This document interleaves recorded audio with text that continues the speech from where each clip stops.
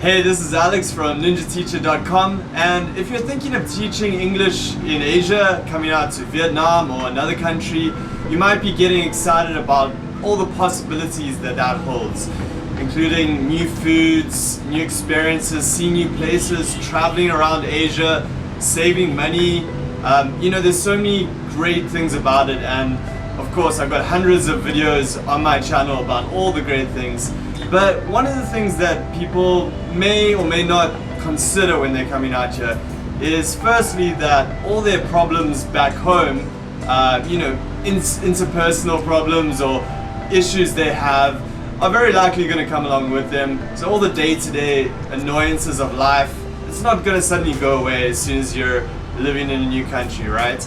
That makes sense, obviously, but there's also other things that may come along with the whole experience that are also negative or just things that are hard to deal with, and there's some of those things that may be even made worse by living abroad, so you may not have this back home. Now of course there's lots of these. There's things like language barriers, differences in culture, just struggling to adjust to a new country.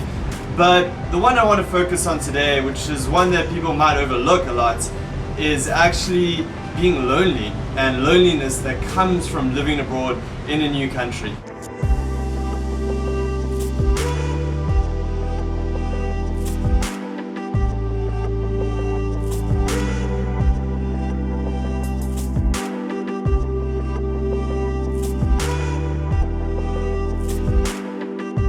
So when I first left for Asia at the end of 2013, quite a while ago now, my first job was teaching English in Korea. Now I went through a great program actually. It's the EPIK program, EPIK. That's the government program in Korea, and it is a really good program.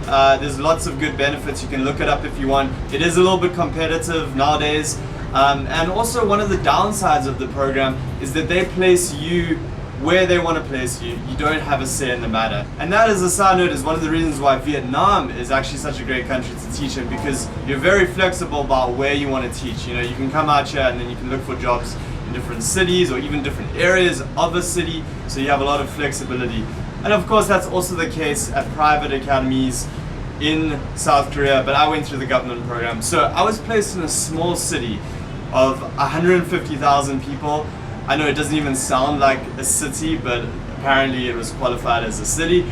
But the downside of that was that there were only about 40 to 60 foreign English teachers in that city, which is really not a lot. And I only really saw or hung out with up to 20 of those. I don't know, some people kind of just, you don't see them for whatever reason. Now what happened was, when I arrived in Gimcheon, which was the name of the city, I was the only person on that year's intake. So normally there's an intake of teachers that go into each city, so they all go to the orientation together and then they go through, so they've probably already met each other. If not, they all knew, they're all in the same boat. And I think the previous year and the year before that there had been about 10 people coming into Gimcheon, and this year I was the first person and only person to come in on that intake. So I was the only new person pretty much in the whole city. Now out of those 20 or so teachers that were there that I actually saw, they were all very friendly and welcoming. They even had like a welcoming evening for me, which was really nice. They probably thought there was going to be more than one new person. But yeah, I met a lot of nice people. The problem was they had all gone through that first year experience of being really excited, exploring the country, traveling around a lot, doing lots of different activities and events and stuff like that. And now they were kind of settled into their rhythm. Some of them had girlfriends or boyfriends. Some of them were trying to save more money after their first year where they weren't really saving as much. So I definitely felt a little bit more of an outsider because they had all established their friendships, and I did make friends with a few of them and become good friends with a few people, and I'm really appreciative of those people that I did get to know out there. But the problem was that I did feel lonely a lot. I did feel a little bit alienated. My Korean co-workers were also very nice, but I didn't really connect with them very well. Towards the end of my year in Gimcheon, I did actually become closer friends with one or two of my co-workers, which was nice, but I also felt a little bit of a separation. You know, I never really had co-workers as friends before, so that was, you know, something I never got used to. And you know, for me, it had been a while since I made new friends because I had all my friends back home, right? So I hadn't really put myself out there as much to make new friends. So some of the blame could also be put on me for not actually putting myself out there and opening up as much.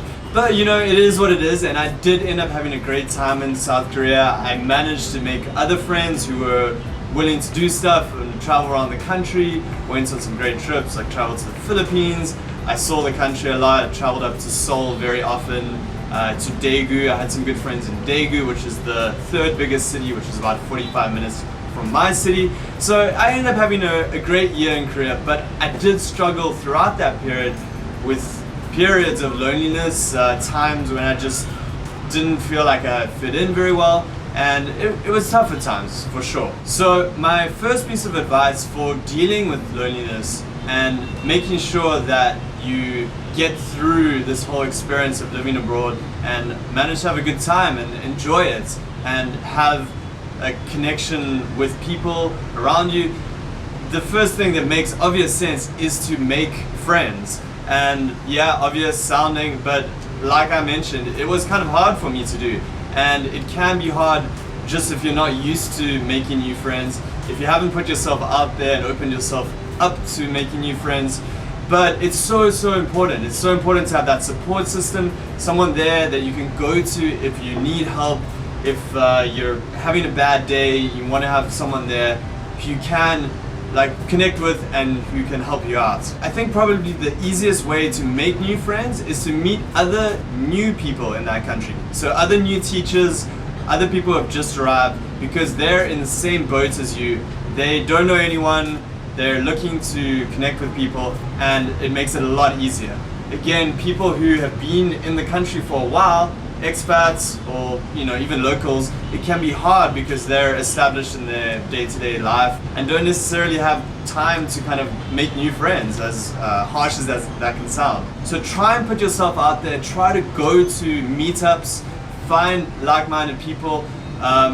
There are going to be ways to find other teachers who are new. So one of the most beneficial things of our TEFL course here in Vietnam is, of course, the training and certification is great and you get qualified to teach English, and schools are looking to hire people like that who have gone through a month-long in-person, in-class training. But just meeting all those other people that are in the same boat as you, there's going to be more than 20 people on each course. And even if you don't come through our program, try and meet up with people like this who have just arrived in the country. And I always see people making great friends. Months and months later now, I meet up with some of our students who have become friends through the TEFL course, and it's really great to see that. And lifelong friends, you can see those people who become friends, and maybe they'll go off on separate routes in their life, but they'll always be friends because they had that experience together. Otherwise, go to events, try and meet people, just do whatever you can to make connections and form friendships, because especially after you've gone through a few months and you haven't done that, things are going to be really tough. Those first few months, if you don't have someone there, and I know it can be hard to make new friends, but give it a shot, and go to some meetups with Vietnamese people. Vietnamese people can be really friendly, just really willing to help out a friend. So if you become friends with someone, they will go out of their way to help you translate something if you don't understand something. Especially if you make friends with a young Vietnamese person who speaks English very well. Not that older people can't, but a lot of the younger people speak English very well, and then they can help you out. They can be there for you as well. So making friends with locals is also great. Then my second tip would be to try and learn some of the language, because there are a lot of people that don't, and that's okay. I mean, if you're not planning to live in Vietnam forever, it's difficult to learn a language. It takes a lot of time and effort. But the people that really go out of their way to learn the language, I see a huge difference in their ability to meet Vietnamese people, to interact with Vietnamese people, and again feel less alienated because of that. Because you can strike up a conversation, have a quick chat with someone, you don't feel as much of an outsider as if you literally can't even communicate at all. Now, Do you have to become fluent? Well, I think that you can actually get a lot out of just learning a little bit of the language, learning key phrases, learning how to do basic things like just ordering off the menu, for example, giving directions, asking for directions, and just learning something can go a long way towards connecting more with Vietnamese people. And of course, you're living in Vietnam, so the majority of people out here are Vietnamese and speak Vietnamese. Of course, there's quite a large number of people who speak English, but if you don't try and make the effort, all those people who don't, then you're just gonna only be able to mime stuff to each other, right? And that's it's not a great feeling when there's literally nothing you can communicate. And of course, those people who really put in a lot of time and effort to learn the language, they really benefit from that in terms of making friendships, relationships, making life easier while living out here. And I'm not one of those people. I haven't become fluent in Vietnamese by any means, but I do know some people that have, and I think that's really cool. I think if it is something that you decide to put the time and effort into, it can go a long way towards feeling more at home in a country that you're living in. And then my third tip is quite a funny one, I think, and it's something that I've actually started doing recently and it's just really, really great. And that's of course to keep in touch with family members back home. Of course you want to do that, right? You want to see how they're doing, you want to catch up with them. But the real trick here is to schedule a time and a day that you speak to your parents or any family members that you want to.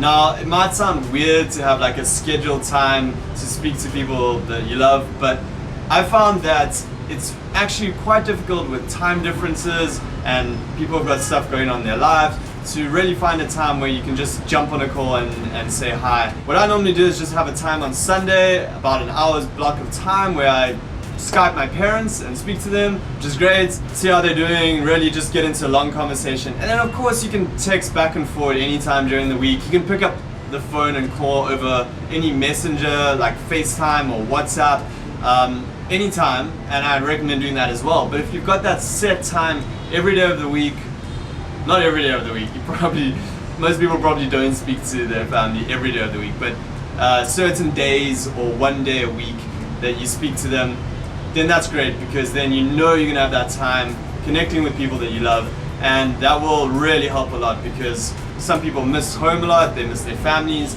and by doing this you can really feel more connected and not really feel like you're on the other side of the world, which you are. And you can literally use any type of technology to do this. It's actually very easy to keep in contact with people back home. Data plans in Vietnam are really cheap. You can connect to Wi-Fi anywhere. So don't forget to do that, because yeah, call your parents. Okay, so those are a few tips, and obviously they're not going to solve the problem completely. It's very likely that you may get homesick at times and miss people. It may be hard to make friends and connect with people.